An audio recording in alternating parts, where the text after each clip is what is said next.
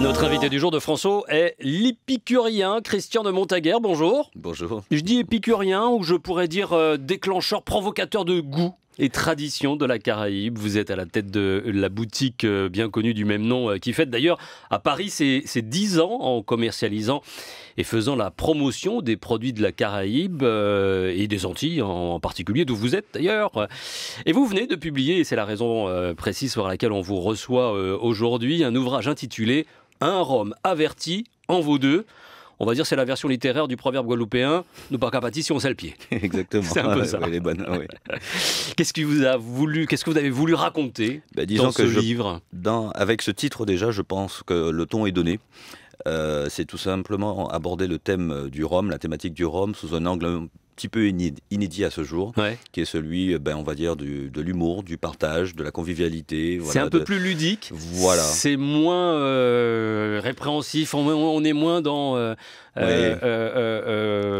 la fameuse phrase que l'on dit en général, attention, limitez-vous à l'alcool, je sais plus la phrase, voilà, on est plus sur... Consommer avec modération, oui. Voilà, Non, consommer toujours. avec modération, merci Christian. Ouais. On est plus sur l'envie, le partage, la découverte. Exactement, parce que quand on est des îles et puis dans les pays en général où le rhum est produit, on sait très bien que ça fait partie de la culture, ça fait partie du patrimoine, et donc cette idée de partage, elle est quotidienne chez nous, donc c'est un petit peu cet aspect-là qu'on a eu envie de transmettre. Chez nous, en Guadeloupe, d'où vous êtes, et Jerry Gitani, avec qui vous coécrivez cet ouvrage, vous accompagne dans cette rédaction, et lui d'origine martiniquaise. Oui. En quoi, lui, en particulier, vous a-t-il apporté des choses? En quoi est-il intéressant, ce Jerry Gitani? Eh bien, disons que au départ, nous sommes tous les deux passionnés. Ouais. Deux passionnés parce que, d'abord, originaires évidemment des îles, mais au-delà de ça, effectivement, deux passionnés par le sujet du rhum. Chacun a eu sa propre histoire, on va dire, liée un petit peu au rhum. Et c'est Sa vrai propre éducation, même. Oui, voilà, exactement. C'est vrai que Jerry a eu un parent qui était gérant de la distillerie Saint James, donc il n'y a pas si longtemps. Quand même. Et puis c'est vrai que moi j'ai habité très très longtemps à moins d'1 kilomètre, je dirais, de la distillerie Bologne en Guadeloupe. Donc c'est vrai que cette proximité fait qu'on grandit un petit peu avec cette histoire et on la fait sienne. Donc une fois que nous nous sommes rencontrés à Paris, d'abord, simplement en tant que...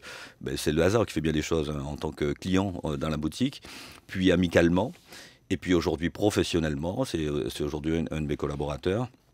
Eh bien, c'est vrai que chacun avait peut-être un petit peu de son côté l'idée que, qui sait, un jour, pourquoi pas écrire quelque chose. Et puis... Et vous vous associez dans cette aventure littéraire de partage, pas un ouvrage technique, mais de consommation, comme on le disait.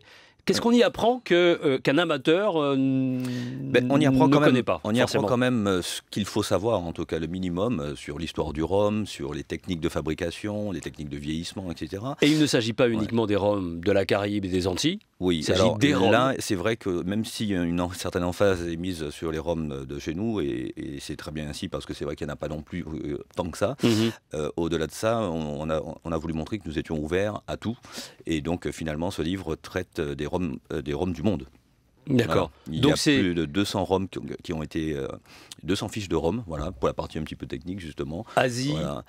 De l'Asie, en Europe, aux Amériques, Amérique du Sud, du Nord, donc vraiment voilà, tous ces rhums que vous visitez, que vous faites partager, que vous apprenez alors à consommer. Là, on va le dire avec modération, mais voilà, c'est la façon de... C'est l'approche. Exactement, c'est vraiment la notion de plaisir, donc de bonheur suite au plaisir, exactement. Donc, dans comment consommer, et le faire bien et l'apprécier. Pourquoi le rhum est-il devenu aussi fun aujourd'hui, alors que c'était plutôt la boisson des Viennegs, hein?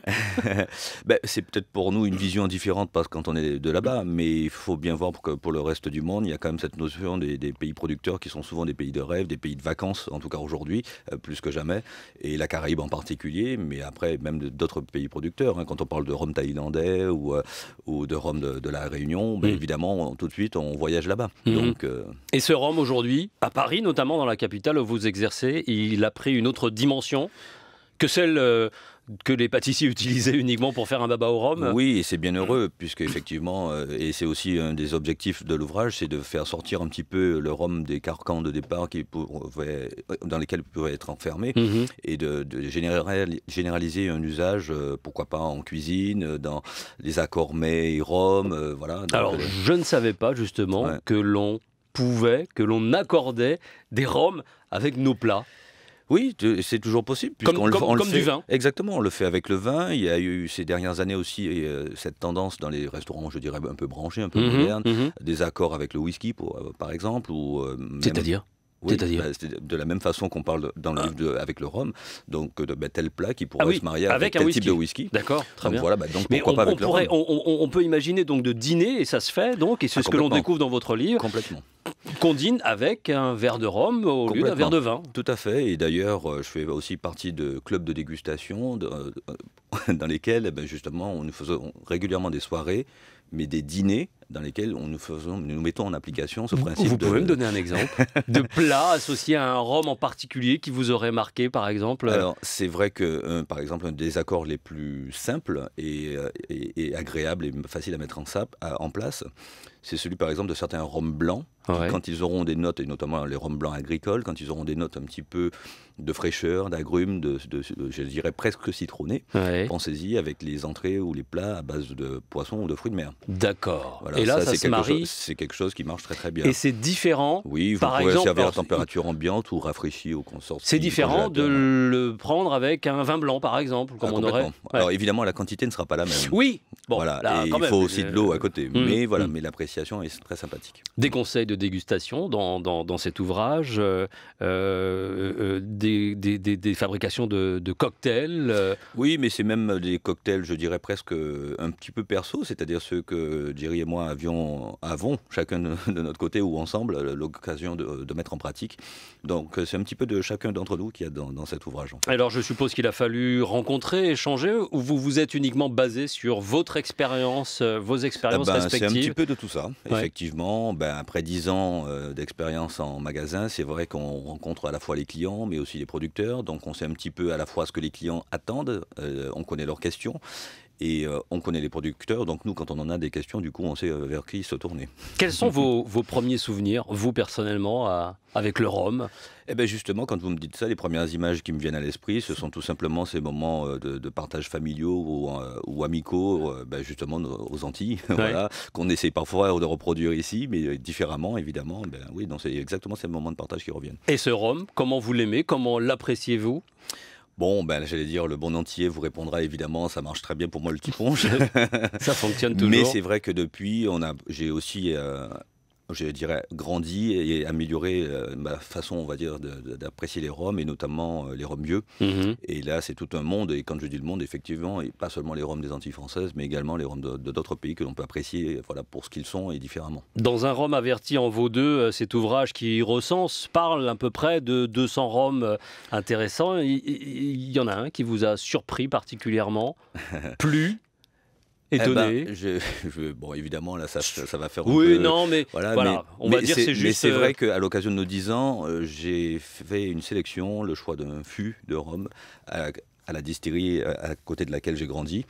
Et je peux vous dire que le retour clientèle est excellent, donc je suis très content. Ça veut dire que mon choix, qui était un choix un peu de cœur, s'est révélé être un bon choix qui plaît aussi à d'autres. Oui, parce que vous sortez donc une cuvée spéciale, c'est ça, pour plusieurs cuvées pour marquer le coup un petit peu pour les 10 ans de la boutique. D'accord. Les AOC et autres distinctions sont équivalentes au rhum qu'au grand vin, qu'au whisky, qu'au champagne. Le principe d'un label... Ça vaut le coup, ça, de se référer à ça? Un label a toujours une utilité, et il permet surtout au consommateur de mieux comprendre, de mieux appréhender le produit qu'il a en face de lui.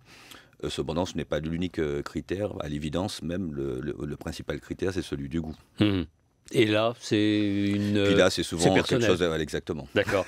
À travers ces différents rhums dont vous parlez, et puis les régions que l'on explore, alors l'Asie, la Thaïlande, l'Amérique du Sud, il y a des différences marquantes Justement, d'une région à une autre. Ah ben oui, carrément. Et c'est ce qui est intéressant, justement, c'est que là, on ne s'ennuie jamais. Ouais. À chaque fois, c'est des découvertes. Et après, même encore 10 ans passés là-dedans, Et ça passe par je quoi, continue alors à découvrir. Ça passe par c'est la canne qui est différente, c'est la maturation, la fabrication. Alors pour la fabrication du rhum et des spiritueux en général, c'est essentiellement le travail de l'homme, j'allais dire, donc la fabrication qui fait le produit fini et les différences. Cependant, effectivement, il y aura quand même, selon le type de mélasse utilisé, ou de jus de canne, ou de variété de canne, pour parler des rhums agricoles, effectivement, il y aura un produit différent en fonction de ça aussi. D'accord. Est-ce que justement dans cette technicité de fabrication, de maturation, vous avez vu ou recueilli en tout cas les éléments comme quoi elle avait changé, évolué, différencié de l'Asie aux Antilles ? Disons que avec la mondialisation aujourd'hui, par exemple, on a pu découvrir en Thaïlande, justement, si on veut prendre cet exemple-là, des rhums pur jus de canne, mais qui sont faits par des Français. Et donc justement, avec une technique qu'on pourrait imaginer forcément héritée de notre savoir-faire à nous, des Antilles françaises, aux Caraïbes, oui. Mais simplement avec des cannes différentes, un terroir différent, et puis forcément des outils de distillation qui ne sont pas les mêmes. Donc au final, un rhum de type agricole, mais qui serait... Mais dont la méthodologie... Voilà, et au final quand même différent du nôtre. Donc c'est très intéressant. Et le goût, du coup, ça... Oui, c'est ça qui est intéressant. Ça change. Oui, c'est complètement à part. Et c'est intéressant, mais ça reste intéressant. Oui, c'est très enrichissant. D'accord.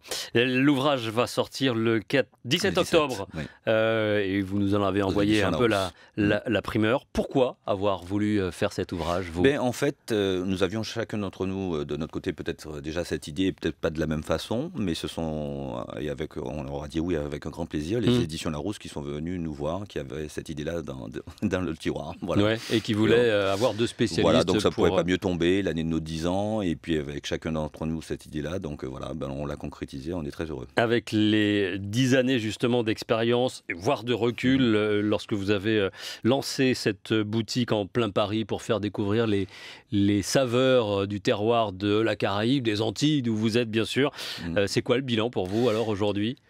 En dehors de l'aspect financier. Ah non, tout à fait. Et tant mieux si ça marche. Mais avant tout, je veux dire, quand on s'investit dans un commerce, c'est aussi d'abord quelque chose de personnel, il faut aimer ça.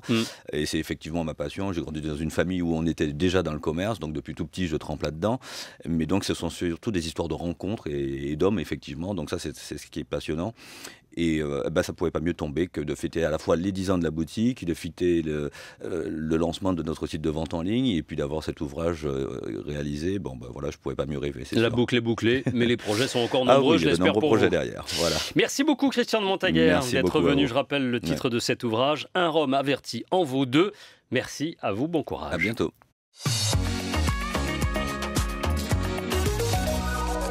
France